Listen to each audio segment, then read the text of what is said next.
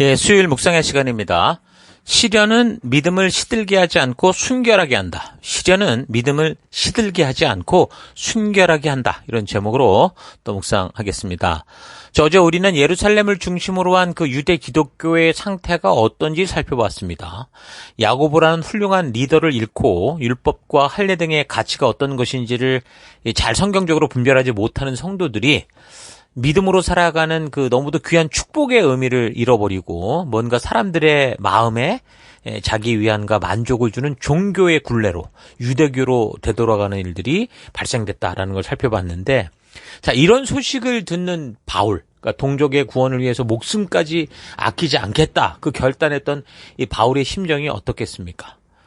혹시 이게 바울이 아니라 정말 다른 저자가 히브리서를 적었다고 하더라도 이런 예루살렘을 비롯한 유대 기독교인들의 이런 상황을 볼 때 그 마음과 심정이 어떠했겠습니까?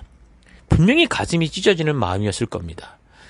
그래서 비록 동족인 유대 기독교인들이 율법의 문제로 인해서 이제 바울을 핍박하고 아주 좋지 않은 감정이 있다고 하더라도, 아니면 누가 적었더라도 예수가 누구신지에 대한 바른 복음, 그러니까 하나님의 진심에 대해서 그가 또 이제 전하고 싶은 그런 마음으로 이제 이 저자가 이 히브리서를 적게 됐을 거라고 봅니다. 그래서 이제 편지를 적어가기 시작을 했는데, 바울이라고 하면 결국 그 시기쯤에 예루살렘 지역은 로마에 저항하다가 이제 1차 반란이 일어났고, 그런데 바울은 이제 그 사형대로 결국 끌려가서 순교를 하게 되죠. 그래서 어떤 사람들은 이 유대 지역에서 이런 반란, 1차 반란이 일어나면서 그때 이제 마치 보복처럼 네로 황제가 그런 유대인들을 죽였을 거다. 그런 와중에 이제 바울도 죽었을 거다. 그렇게 이제 생각도 합니다. 아마도 이제 그런 과정 속에서 끝까지 이제 바울의 곁을 지키던 사람이 이제 누가였었는데, 누가가 이제 이 편지, 만약에 바울이 이런 상황을 알고 뭔가를 적어 내려갔다면 그 히브리서를 수습했을 것이다. 그렇게 보는 거죠. 그러니까 바울의 순교를 전후로 한 그 역사적인 좀 상황을 좀 정리를 해보면, 일단 디모데 같은 경우는 바울과 함께 있었던 것으로 보이는데, 근데 히브리서 13장을 보면 디모데가 감옥에서 풀려나는 그런 이야기가 나온다고 그랬죠. 23절에 우리 형제 디모데가 풀려나온 것을 알려드립니다. 그가 속히 오면 내가 그와 함께 여러분을 만나보게 될 것입니다. 그러니까 아마도 디모데후서를 통해 바울의 부탁을 들었던 디모데는 그의 부탁을 따라서 일단은 부탁했던 걸 다 이루어졌겠죠. 마가 요한을 데리고 아마 로마로 갔을 것 같은데, 그 후에 이제 바울을 떠나지 않고 이제 로마의 법정에서 아마 바울의 변호사로 나섰을 것으로 보입니다. 그래서 이제 그렇게 바울을 변호하다가 오히려 이제 로마 당국에 잡히게 되는 거죠. 그러니까 네로 황제가 로마에 불을 지르는 광적인 짓을 하고 그게 유대인들이 저지른 것이다, 이렇게 누명을 쓰면서 이제 박해가 시작이 됐으니까, 그런 로마 당국의 의도적인 이 박해, 일부러 조작해서 하는 거니까 어쨌든 의도적인 박해를 하는 이런 차원에서 바울 같은 경우는 이제 그런 풍토 속에서, 그런 시기 속에서 유대 기독교 공동체 교회의 지도자로서 이제 체포가 됐을 거라고 보이는 겁니다. 그러니까 바울은 그 당시 분위기로 말하자면 어떤 죄인입니까? 로마에 불을 질러버린 유대인들을 선동했던 유대인의 리더다. 악독 정치범으로 이제 취급을 받았을 가능성이 높죠. 그래서 그런 분위기에서 그런 정치범을 위해서 디모데가 변호를 하니까 디모데도 체포됐을 가능성이 있다라는 겁니다.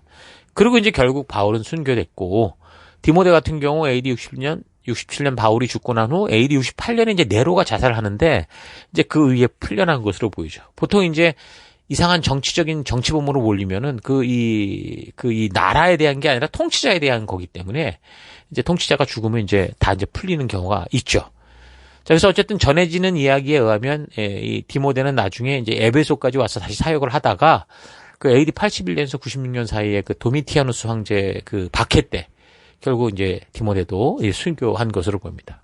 그러니까 좀 곁길로 가는 얘기 같지만 어쨌든 그 초대교회 당시에는 교역자, 리더, 심지어 성도도 그래요. 아무튼 예수를 믿는다라는 그 전제는 다 순교하는 거다라고 거의 보면 됐다라는 거죠. 12사도들이 그랬고, 대부분 초대교회 지도자들은 온갖 박해와 핍박으로 거의 다 순교하고 죽었습니다. 예루살렘 교회 성도들도 그렇게 예루살렘 교회만이 아니라 믿는 성도들도 네로 황제 때 이 로마의 경기장에 끌려가서 맹수에게 잡혀 먹히고 뭐 십자가에 못 박히고 이런 일은 얼마나 많았습니까? 그러니까 예루살렘 교회 성도들도 이제 유대교로 이제 결국 되돌아가게 된 게 결국 이런 박해와 핍박에 대한 두려움, 또 그리고 두려움 속에서 율법주의적인 어떤 종교 행위들, 이런 것들이 어떻게 보면 일단 나를 좀 만족시키고 좀 안심을 주고 그 두려움에서부터 조금은 더 뭔가 자기 그 느낌에 훨씬 더 좀 안심을 주니까 아마도 그런 유혹으로 말미암아 되돌아가는 일이 있지 않았을까, 그렇게 보는 겁니다. 그러니까 예나 지금이나 예수를 믿고 살아간다는 거는 믿음으로 하나님의 말씀의 가치를 따라 산다라는 건데, 그거는 단지 그냥 예수 믿으면 복 받는다, 잘 된다, 이런 걸로는 도저히 이게 설명이 될 수 없는 차원이라는 거예요. 예수를 믿고 살아가는 건. 그 당시 예수를 그리스도로 믿고 말씀의 가치를 따라 살아가는 믿음의 길은 완전히 생사를 결정짓는 그런 선택의 길이었습니다.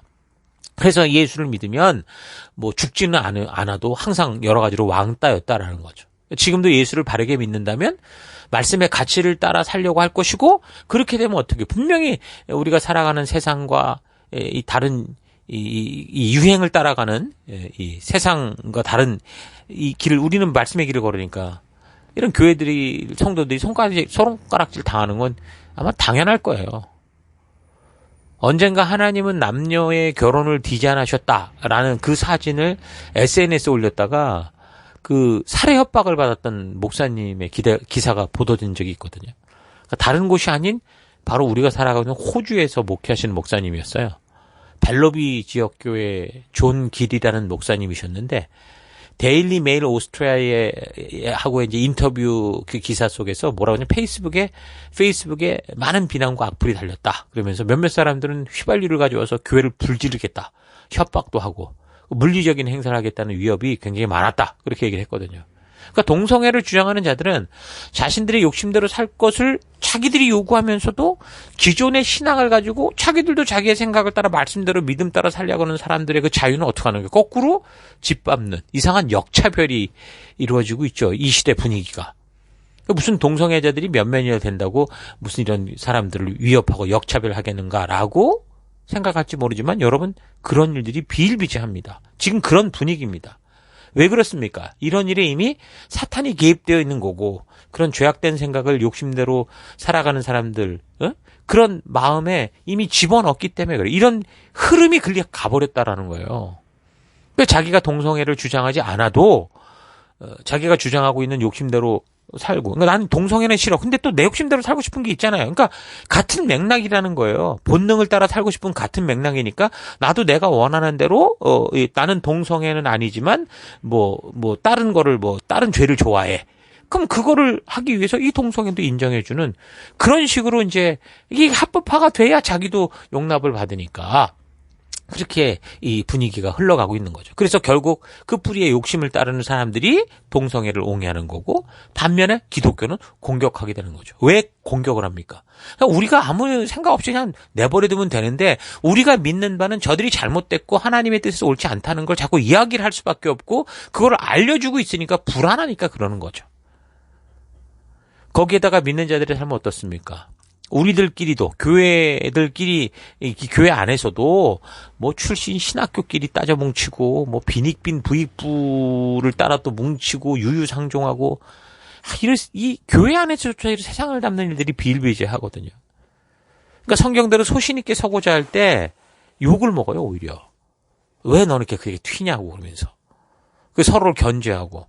사람이 많이 모이는 유명한 비즈니스 매장처럼 교회가 아주 화려하고 사업수단이 좋아서, 그러니까 성도들을 대상으로 목돈을 모아내고 끌어내고 그것을 담보로 또 은행에서 큰 융자를 얻어서 금세 교회 건물을 그럴듯하게 만들어 놓고, 계속해서 그럼 결국 교회가 결국에는 그게 이제 몇십 년 동안 다른 거 못하고 그 건물값 갚아가는 그런 완전히 빚의 노예가 되는 그런 일들이 많거든요. 그러니까 뭔가 사람들을 선동해서 돈을 많이 모으고 이런 업적을 만드는 그 리더, 그런 목사가 훌륭한 목사인 것처럼 그런 분위기가 오늘 이 시대 또 우리 속에 있는 분위기라는 거죠. 근데 그런 사람들도 무슨 아무리 입이 좋아서 사람들의 어떤 그런 돈을 끌어 모은다고 하더라도 무슨 건물이 하나 뚝 나오겠습니까? 그 정도는 아니죠. 엄청난 돈을 모으는 건 사실인데도, 그러니까 이제 그런 걸 가지고 그걸 종잣돈으로 은행에다가 이런 걸 걸어가지고 더 많은 것들을 이제 또 얻어내는 그런 식인 거예요. 그래서 결국은 그 교회가 몇십 년 동안 빚을 갚아가는 게 그 교회가 존재하는. 그러다가 빚 못 갚으면은 어느 순간인가 결국 무너지고 망치는, 결국 교회가 은행에 넘어가 버리는 그런 일들이 생기고 만다라는 겁니다. 그러니까 자기는 큰 교회 건물을 세워서 아주 이런 교회를 몇 개 세웠다 명성을 얻었는지 모르지만 남은 거는 이 교회 속에 은행 빚뿐이어서 정작 교회가 사람을 살리고 세우는 일보다 이제 빚을 갚아가는 그런 일들을 할 수밖에 없는 그런 흐름으로 가게 된 거죠. 그래서 그런 분위기다 보니까 교회가 멀쩡한 게 아니라 좀 빚으로 돼 있으니까 교회당에 사람이 모이지 못하면 어떻게 돼요? 단장 헌금을 못 모을 것이고, 헌금에 모이지 않으면 결국 은행에 빚을 갚을 방법이 없으니까 은행에 넘어가 버려서 팔리거나, 아니 그러면 안 된다고 생각을 하니까 이런 팬데믹 이런 상황 속에서도 하나님의 뜻과는 전혀 상관도 없는데도 불구하고 마치 정부가 교회를 핍박한다, 이 바이러스 속에서 우리는 모여야 된다, 이런 식으로 이상하게 교회를 몰아가는 그런 분위기가 된 거죠. 안타까운 일들의 연속이 되는 겁니다. 그 당시 기독교인들도 그랬을 겁니다. 교회당 하나 변변이 없어서 여기저기 전전긍긍하며 예배를 드려야 되는데 웅장한 성전을 가지고 그럴듯한 옷들 입고 마치 신이 임재하는 것 같은 제사를, 그런 교회 행사를 진행하는 걸 보면 그 안에서 대제사장, 정치 권력들 사이에 어떤 비리가 있고 무슨 짓을 해서 이 사람들이 지금 이런 식으로 종교를 유지해 가고 있는지 그건 모르잖아요. 일반 이 성도들은.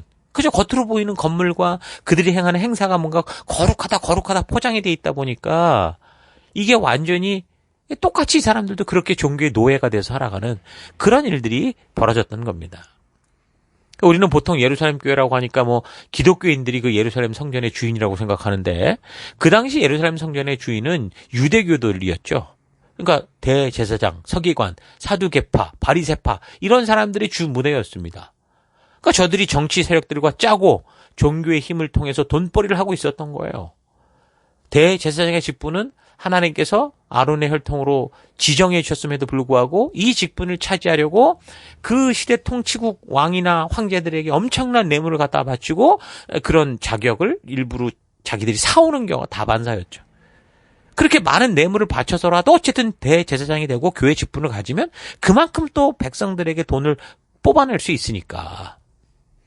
또 거기다가 종교적으로 어쨌든 존경도 받고. 그러니까 성도들이 아무것도 모르고 그 하나님의 그 사랑을 정말 그 은혜를 바라며 헌신하며 드리는 그 재물을 받아서 이 사람들이 다 독식하고 배불리고 정치가들 먹이고 이런 식으로 살아왔다라는 거예요. 그러면서 그런 자신들의 배를 위협하는 그런 이 어떤 경쟁 부류가 생기면 어떻게 하는 거? 가차없이 짓밟아 죽이는 거죠. 그래서 세례요한도 죽인 거고, 예수님도 그래서 죽인 거고, 이 교회의 수장이었던 야고보도 그래서 죽인 거고, 스데반도 그렇게 죽인 거 아닙니까? 그러니까 자기들의 이 이익을 건드린, 자기네 이 기득권을 건드리는 이런 상황은 무조건 죽여버리는, 싹쓸 잘라버리는 그런 상황이기 때문에, 그래서 나중에 그 교회 수장이었던 야고보도 그렇게 그런 정치 세력과 연관된 정치 종교 지도자, 이 대제사장 아나니아에 의해서 죽게 된 겁니다. 그러니까 예루살렘 성전은 기독교인들이 주를 이루는 게 아니라 그런 정치 종교 세력들의 본부였다라는 거예요. 그래서 기독교인들은 숨어서 예배를 드리거나 유대교도들의 눈치를 봐야 되는 그런 상황이었던 거고요.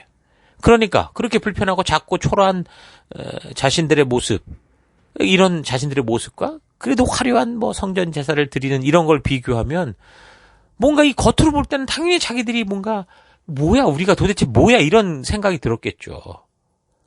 거기다가 예루살렘의 기독교인들은 할례나 율법 이런 전통 속에 있었던 사람들이었기 때문에 그건 계속 지켜야 되는 거 아닌가라고 생각을 하고 있었고, 그리고 성전의 제사도 소중하다고 생각을 하고 있었기 때문에 그 율법 전통에 익숙한 사람들이었기 때문에 그런 환난과 그런 핍박과 그런 시대 분위기가 될 때 자꾸 혼란이 가중돼서 백슬라이딩하는 일들이 생긴 겁니다. 아마도 이런 차원에서 지금도 이제 많은 사람들이 아마 큰 교회로 몰려가고 있는 그런 게 아닐까 생각이 들고요. 가난하고 작은 규모의 교회를 다니는 사람들의 경우 분명한 하나님의 부르심에 대한 이 믿음, 진정한 교회 모습이 뭐다라는 걸 확실하게 말씀과 성경을 통해 알지 못하면 화려하고 많이 모이고 부유한 곳을 찾아 떠나게 되죠. 확고한 말씀으로 무장되지 못하고 내가 선 교회, 내가 선 선교지에서 그런 삶의 현실에서 부름을 받은 내가 이곳에 서야 될 이유를 확실하게 정말 모르면 결국 어떻게 되는 거예요? 다 무너지고 마는 겁니다. 백슬라이딩 하는 거예요. 그러니까 그렇게 보면 결국 예루살렘 교회가 와해됐던 이유는 야고보라는 이 걸쭉한 리더가 죽고 그다음에 복음의 핵심을 아는 제자들조차 선교를 다 떠나버리고 남아있는 성도들은 어떻게 됐어요? 그런 외형적인 것을 흔들리지 않고 기꺼이 박해와 유혹을 물리치고 복음의 핵심, 온전한 믿음 가운데서 나아갈 수 있는 그 말씀에 근거한 확고한 믿음을 가진 생명을 낳는 생명을 세우는 성도로 성숙하지 못했기 때문인 거죠. 리더들이 없고 교회당이 없는데 생명 낳는 생명의 다음 사람이 세워지지 않은 겁니다. 예수를 믿고 성도가 되었는데 말씀의 가치를 따라 바르게 성장하지 못하니까, 바르게 성장한다는 것은 교회 종교에 열심히 다는 게 아니라 하나님의 마음을 알고 생명 낳는 생명을 세워가는 그런 또 다른 예수가 되는 그런 일이 되지 못하니까 결국 다시 종교인이 되고 마는 겁니다. 그런 걸 보면 단지 핍박과 박해 때문에 교회가 무너진다, 이 사람들이 유대교로 돌아갔다 이렇게 볼 수는 없는 거죠. 핍박과 박해, 조롱과 멸시, 이런 초라해 보이는 모임 이런 거는요, 아마도 우리가 믿는 믿음이 뭘까라는 그런 생각을 주게 돼서 우리 안에 있는 우리가 기대하고 있는 잘못된 것들을 다 없애는, 그러니까 가라지를 태워버리는 그런 기회가 될 수 있다라니까요. 이거 백슬라이딩이 되는 게 아니라 오히려 하나님의 말씀을 더 바르게 아는, 쓸데없는 것을 다 걸러내고 순수한 복음을 하는 그런 시기가 될 수 있는데, 근데 결국 이 사람들이 말씀 앞에 온전히 서지 못함으로 결국은 이 똑같은 나를 정결케 하는 이런 이 순수한 이 도가니에 들어가서 그냥 타버리고 마는 그런 인생이 된 거죠. 그래서 우리가 예수를 그리스도로 믿고 예수님만이 오직 길과 진리와 생명이라는 이 사실을 믿음으로 그 예수님을 보내신 하나님의 사랑과 그 의도를 알아서 하나님의 말씀의 가치를 마음 깊이 새기고 살아간다고 생각해 보십시오. 그러면 그런 믿음을 가지고 살아갈 때 만나는 박해, 조롱 이거는요, 우리를 더 순결하게 만든다니까요. 그러니까 결국 많은 성도들이 그 오순절 그 성령의 그 놀라운 은혜를 체험했다고 해도 말씀으로 바르게 마음 깊이 뿌리내리지 못하니까 어떻게 되는 거예요? 다 종교의 함정으로 되돌아가고 빠지게 되는 겁니다. 지금 우리가 살피는 이 시점이 오순절 성령 임재 사건으로 따지면 불과 20년, 30년 정도의 시간이 흐르지 않은 그때거든요. 그러니까 누가 진정한 누군가가 이 진정한 사랑에 서로 진정한 사랑하는 관계에 있을 때 그런 사랑하는 관계 속에 다가오는 시련은 어떻습니까? 둘을 파괴하는 게 아니라 오히려 더 깊은 사랑으로 하나 되게 하는 강한 힘을 주죠. 그러니까 그렇게 보면 세상과 어려운 환경이 교회를 이렇게 만들고 있는 게 아니라 성도들이 말씀으로 바르게 무장돼서 하나님의 그 진심을 만나고 하나님과 하나 되지 못했기 때문에, 거듭나지 못했기 때문에, 그래서 하나님의 진정한 사랑, 그 의도를 모르기 때문에 이 세상을 바르게 분별하여 사명자로 살아갈 그 부르심에서 자꾸 어떻게 되는 거, 떠나는 거죠. 그리고 좀 더 편안한 종교로 흘러가는, 이게 무서운 게 뭡니까? 이 유대인들이 예루살렘 정전으로 계속 모여 있는 게 무서운 게 뭐예요? 거기는 성전이고 거기는 무슨 성경에 나오는 대로 행하는 것 같아 보이는 게 더 문제인 거예요. 그게 교회 안에서 자꾸 썩은 데가 난다, 그런 얘기를 하는 거 아닙니까?